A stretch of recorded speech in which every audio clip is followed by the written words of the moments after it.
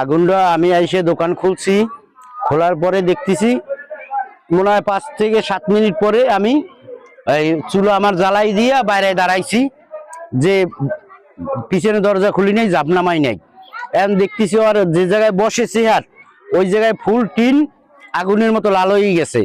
পানি জিম্মে যা ছিল মারছি, তারপর ফায়ার সার্ভিসে ফোন দেওয়া হয়েছি। সংগ্রদুলো ভাই আইসে আবার কারেন্টের বিদ্যুৎ অফিসে ফোন দিয়েছে। এর ভিতর 5-7 মিনিট ভিতর আমরা আর আশেপাশে দাঁড়াইতে পারি নাই। অ্যালবেস্টার টিন মনে হয় 50-100 ফিট দূরে যেয়ে পড়তেছে ফাইটিয়া।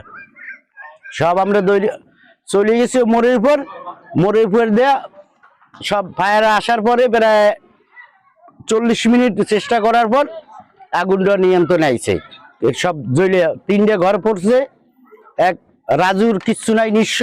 সেলিম ডাক্তারের 2 ঘর, তার দোকান, তার ওই একই অবস্থা। 30-35 লাখ টাকার মতো ক্ষয়ক্ষতি হয়েছে। মানে মার্কেট থেকে বাড়ি গেছি, বুঝছেন।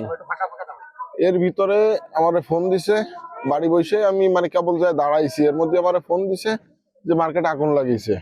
আমি আসছি, আমি আজকে কোনো কাজও করিনি, হয়তোবা লাইন থেকে এই শর্ট সার্কিটটা হয়েছে। ব্যাপক ক্ষয়ক্ষতির হাত থেকে আমরা রক্ষা পাইছি, কারণ ফায়ার সার্ভিস খুব দ্রুত সময়ে ঘটনাস্থলে উপস্থিত হয়েছে।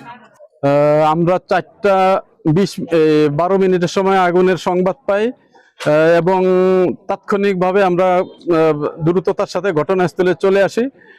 আইসা আগুনের ভয়াবহতা দেখতে পাই এবং আমরা খুব চমৎকারভাবে অল্প সময়ের ভিতরে আমরা কাজ করি।